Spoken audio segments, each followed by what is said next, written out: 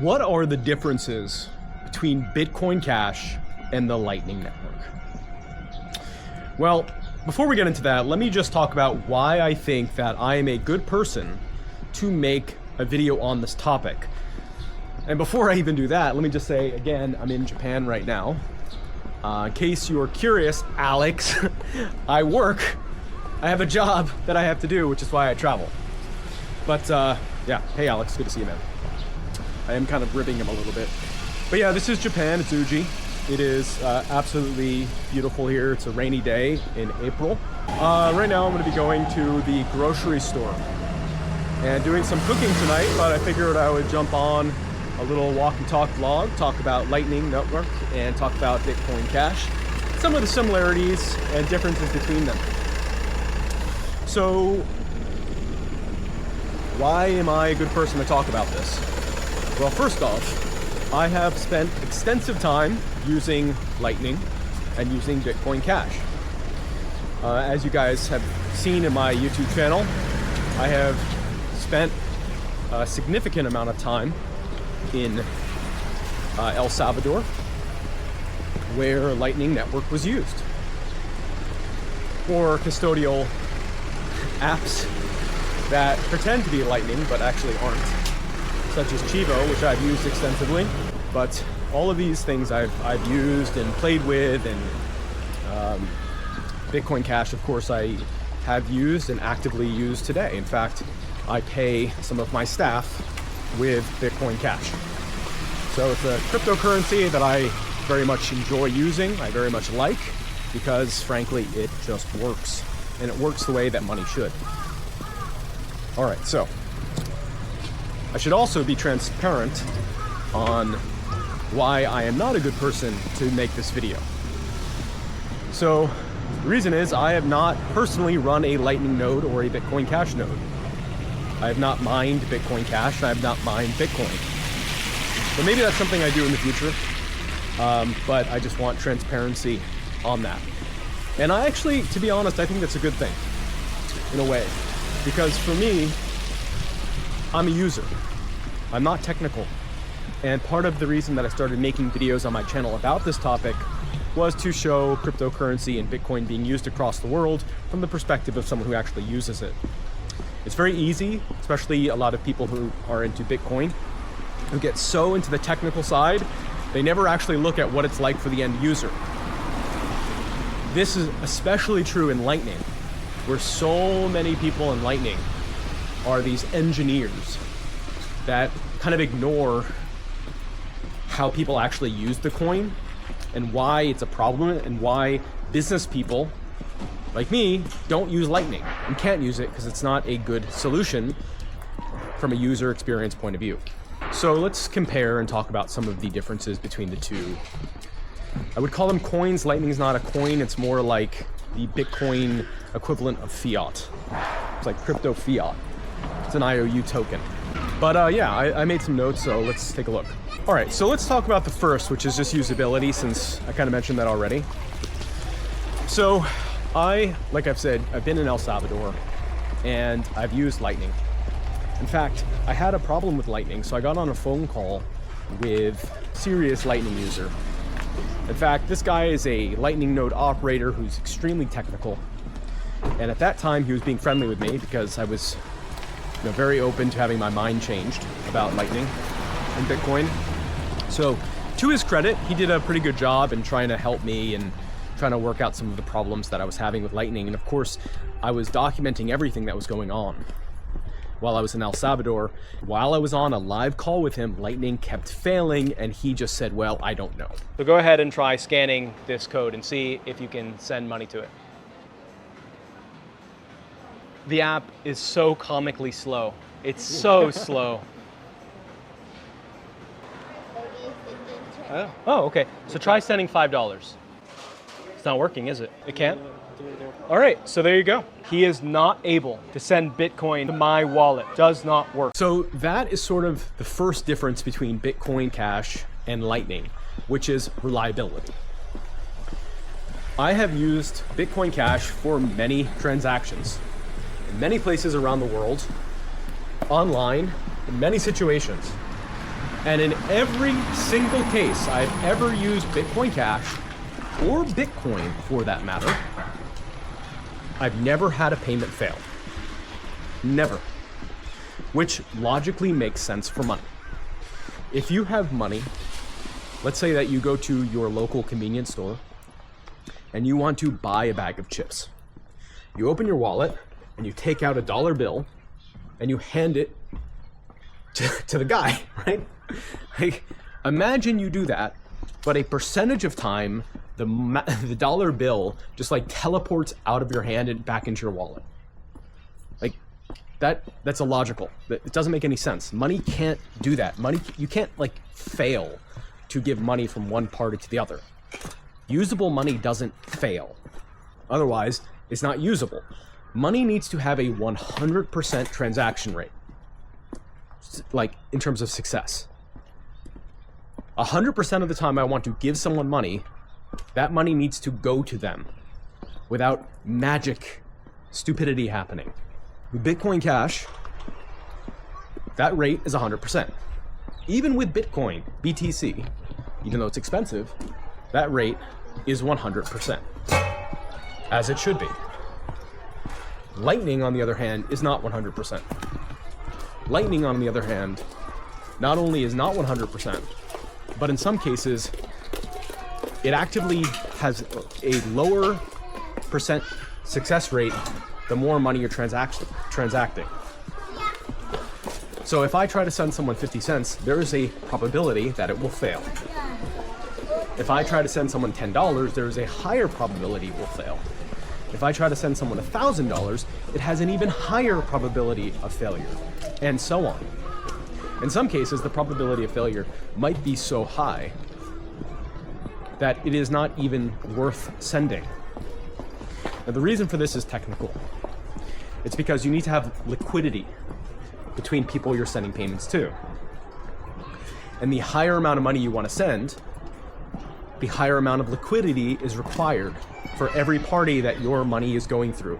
Why this is stupid is because for businesses who want to use Lightning to transact large amounts, you have less reliability the higher the amount. But actually, businesses want to have higher reliability the larger the amount. If I'm selling my house and my house is worth $500,000, I don't want to spend days or weeks looking for reliable channels. I don't want to risk opening a node with Lightning to send that money with a party who opens a node, and they have to have the liquidity, enough money to open that node. They have to have $500,000 too. I have to have $500,000 to open it. Then we transact, and then God forbid something happens with my computer and my node goes offline and the watchtower is not trusted. That's a whole nother topic, by the way. We're going to get into this video, watchtowers. The point is that things can go wrong with Lightning in payments, especially in higher amounts. That is not okay. Caillou dude. Frog. So, not good. Not good at all. With Bitcoin Cash, it works. It works the first time. It works the last time. It works at $1. It works at $100,000. It works, and it works, and it works, and it works. Now, if you're smart, you're gonna watch this and say, all right, all that's true, but to be fair, you would never use the Lightning Network to sell a $500,000 house, right? You would only use Lightning for like buying coffee or cheap transactions. And you are completely wrong. You are completely wrong. And the reason is fairly simple. Let's assume that the writer of the Bitcoin Standard, which is probably the world's most popular book on Bitcoin, is accurate in his belief that in the future, Bitcoin transactions are going to be like millions of dollars on the base layer. To send Bitcoin will cost hundreds of thousands of dollars or even millions of dollars, where it's as difficult to send money, or as expensive, I should say, to send money on Bitcoin as it is to, have an oil tanker send oil across the ocean. In that case, I'm sorry, but you're not going to be selling a $500,000 house on Bitcoin. with Bitcoin. It's going to be too expensive. Even a $100,000 transaction fee is going to be too expensive. 1/5 of the house sale you have to pay to transact the money. That doesn't make sense. So you are going to be using Lightning, if Lightning is the solution that people use in the future. And in that case, you're going to be using Lightning using custodians, assuming there's any custodians that have that kind of liquidity. And this is the big problem, is we can't have a solution for the future of money that requires huge fees to send. And the Lightning Network is not reliable to handle large payments. And really any payment, reliable. You know, there are many people on Lightning who talk about sending money on Lightning multiple times to try to hope one goes through. I've seen tweets about it. Money cannot fail to be transmitted and received. That's illogical. The next big difference between Bitcoin Cash and Lightning is trusted third parties. With Bitcoin Cash, you can use it. You can have Bitcoin Cash and you can send it to other people, and you don't need banks. You don't need middlemen. You don't need people who observe and watch and make sure everything's fair. You don't need government intervention. You don't need central banks. You don't need an account. You don't need a phone number. You can just have your Bitcoin Cash and you can send it to who you want, when you want, without having anyone else involved, okay? With Lightning, all of a sudden, that doesn't ring true anymore. And there's a few ways that Lightning fails in that regard. Let's talk about a few. Let's talk about the least dangerous of all, okay? The least problematic, I'd say, which is if I have money and I want to send money to you and we don't have a channel that's open, we need to have someone in between us, a third party, you could say, a trusted third party, you could say, that I send the money to him and he sends the money to you. That's not that big of a deal unless you are relying on that person and that person doesn't like you. For example, let's say you're in El Salvador and you're someone who has a wallet down there. And the primary node operator decides that you have the wrong politics and they're not going to transmit your payment outside of El Salvador. Now, this is actually more real than you might think. The reason is because the whole Lightning model incentivizes hub and spoke situations where you have a primary hub, a primary Lightning node that all the smaller individuals transact from. That is the future we're moving towards with Lightning. So in that case, you have to rely on a trusted third party. Now, personally, one of the reasons why you would get into crypto or Bitcoin in general is because you don't have to rely on third parties, custodians. You don't have to rely on other people. And with Lightning, there's going to be some reliance. Even in the least problematic example, where you have just a middleman who's doing the transaction between the two nodes, and he's not evil and he's not trying to silence you, he's just a business person looking to make money. Okay, fair enough. Not that big of a deal, but still kind of weird you have to trust a third party. Now, I'd say that this is the least problematic because in theory, not in practice, but in theory, you can open a node and that person you want to transact can open a node and you can do stuff between yourselves. But again, that's in theory. And the problem with Lightning, in my opinion, and the people who support Lightning, is that they're all theory mongers that aren't based in the real world. The real world is that is not how it happens. The real world is most people do not have the money to open liquidity, especially if they're in El Salvador, and they're on Lightning, and they do not have the technical ability, blah, blah, blah, blah. Okay.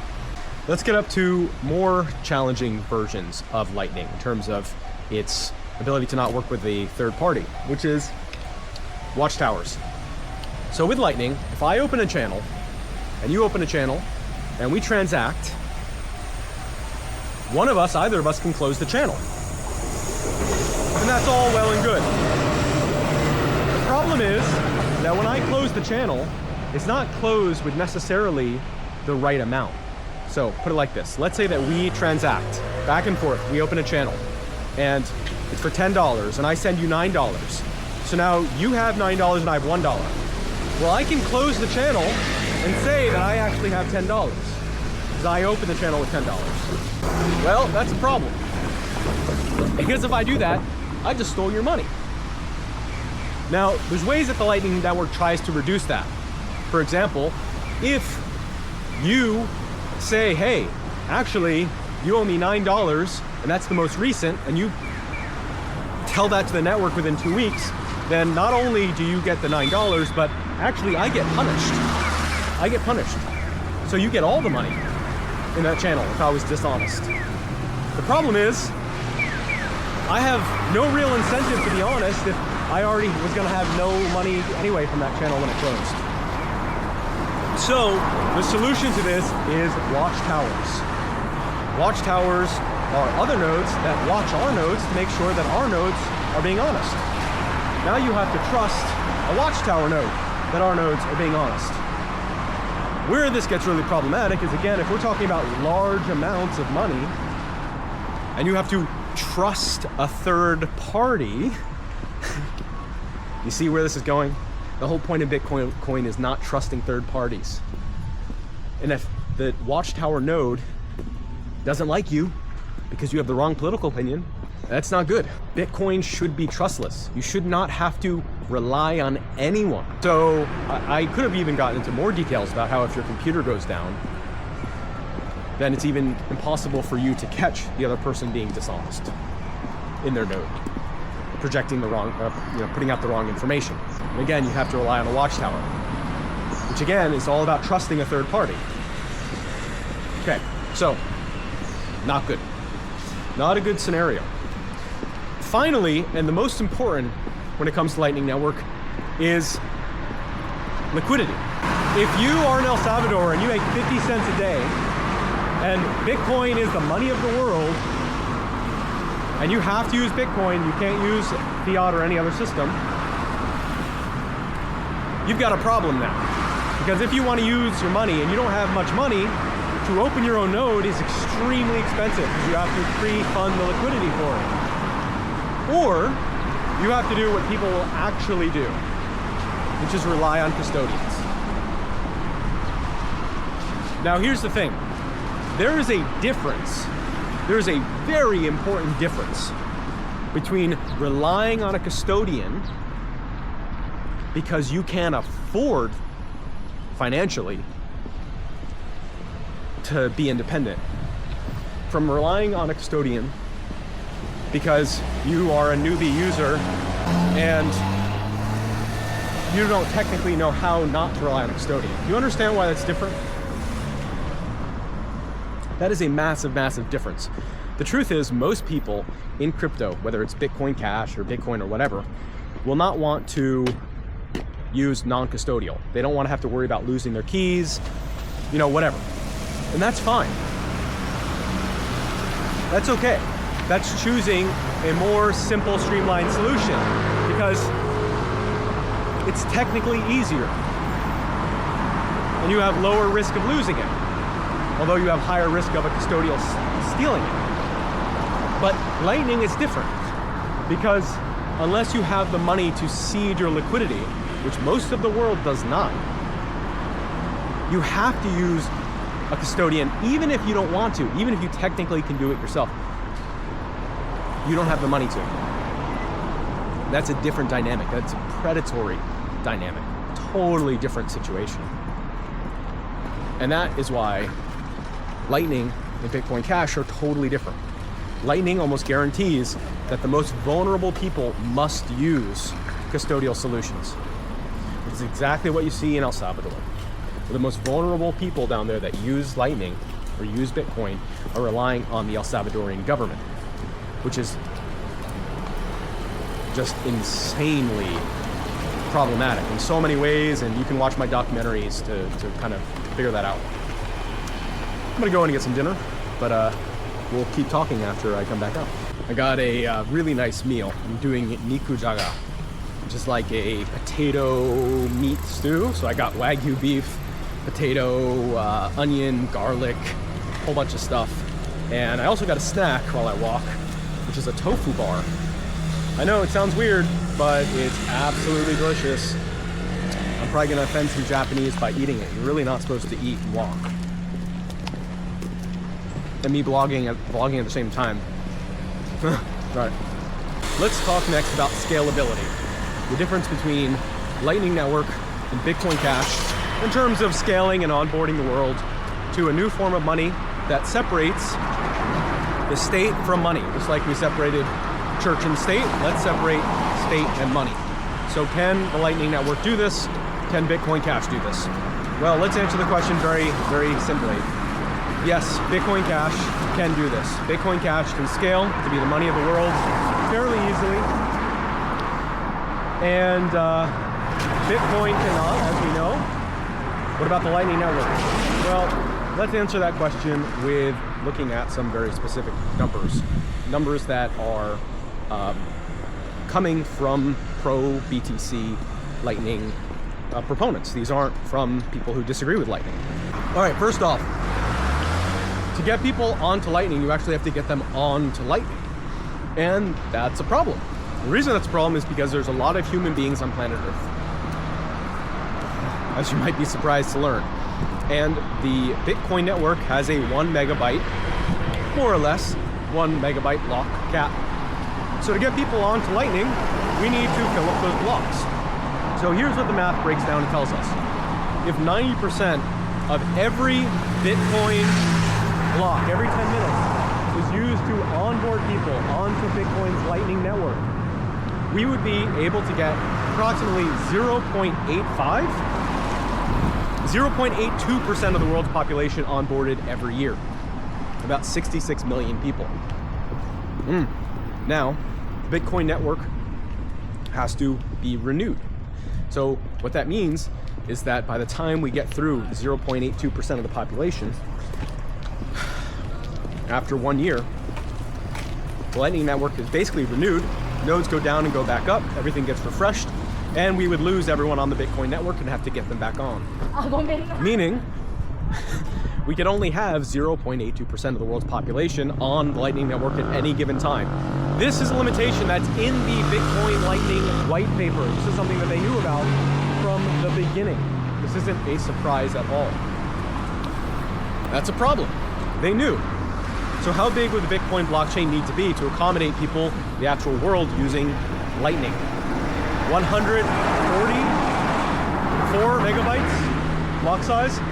133, pretty close. So we would have to raise the block size limit of Bitcoin 133 times to get it functional enough that the Lightning Network could be used. All right, I'm in Fukuoka, and the video is jumping at this part because I lost footage of one of the points that I included in my list of Bitcoin Cash versus Lightning. So let's get back into it. Here is the next topic, which is cold versus hot wallets in Lightning versus Bitcoin Cash. Now this is an important one. This might be the most important topic of the entire video, even though it seems not that important. So first off, let's define what I mean. What is a hot wallet? What is a cold wallet? Put simply, a hot wallet is sort of like having a wallet in your pocket. Okay? If I have a wallet with me here, any cash that's in that wallet is hot. Okay? If I lose my wallet, if I drop it, if I get pickpocketed, that money is gone.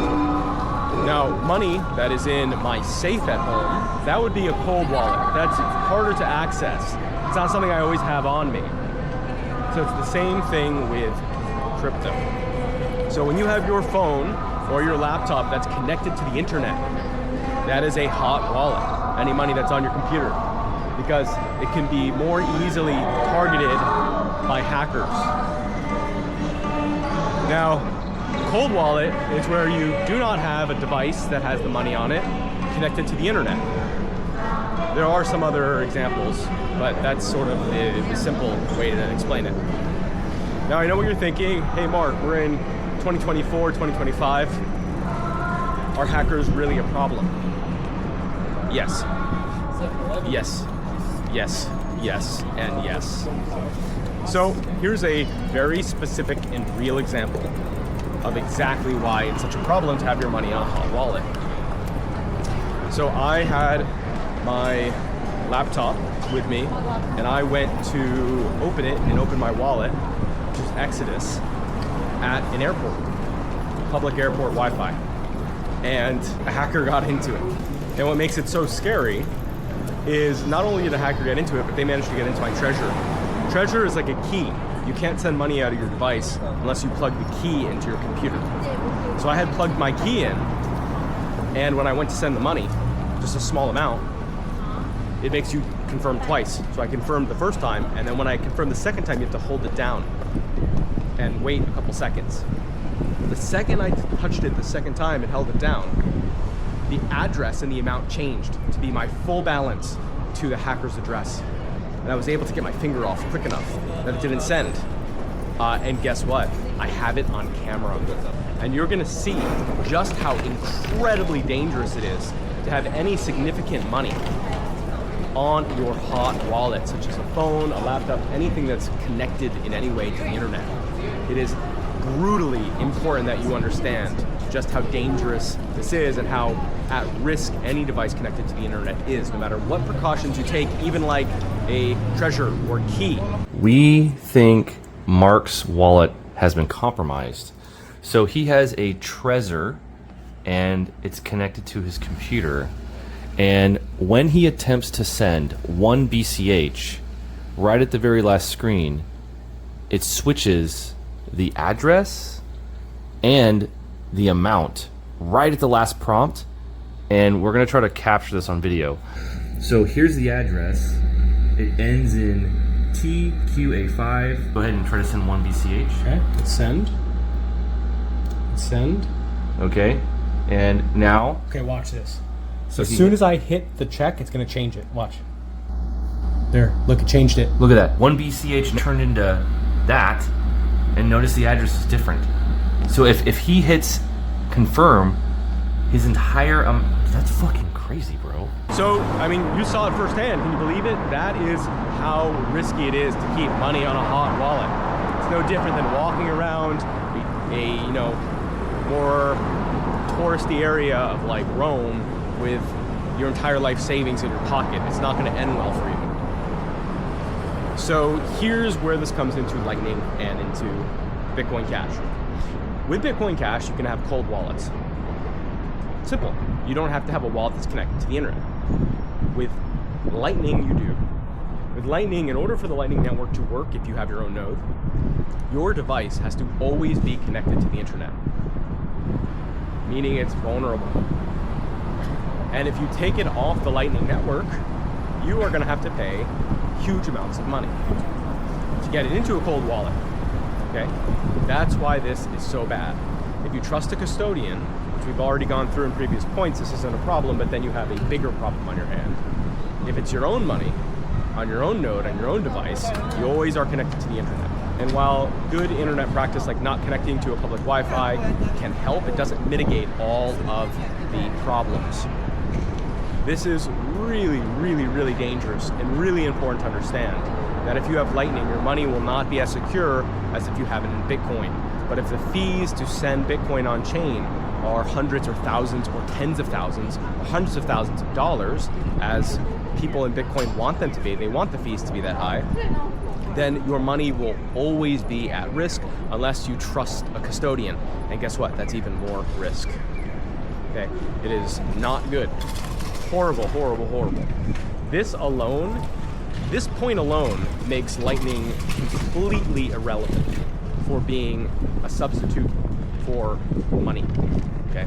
Let alone all the other points. With Lightning, you will rely on centralized nodes because you need to have liquidity. So if I want to send money from me to you, especially if it's a significant amount of money, we're gonna have to rely on large payment nodes, the same as like the Lightning version of PayPal, to transmit that. And that's great and dandy until you realize that large centralized companies like to ban people, such as PayPal and Stripe. And all these companies that ban people for having the wrong political views, or ban people for arbitrary reasons, or even non-arbitrary reasons, okay? Banning people off a payment network. Or what's worse is if any of these large nodes gets attacked by a central government, which can regulate large companies, because you have to understand, in order for Lightning to work, you have to have nodes and liquidity. And the only people that have enough liquidity to deal with millions of dollars of Bitcoin being transferred between lots of different people across all the Lightning Network are going to be large companies that have the infrastructure so the nodes don't get down, and that way their money doesn't get stolen, right? They have to keep their nodes online all the time and have all the computer infrastructure for that. But on top of all of it, they also need to have the liquid Bitcoin liquidity to fund it all, okay? And those are going to be large, very large, easy to regulate companies, regulate by the government companies. And when those governments apply pressure, it breaks, okay? And if one of these large nodes or a few go down through regulation or through hackers or through anything, if these large nodes go down, the entire payment infrastructure of the entire world would collapse. We cannot have a payment system where the vast majority of the world has to worry about the infrastructure collapsing because there's no liquidity. Okay, because a centralized node that can ban people and be regulated by the government goes down. It is not decentralized. It is not peer-to-peer electronic cash. It does not solve the problem of scaling. In fact, it makes it substantially worse. So there we go.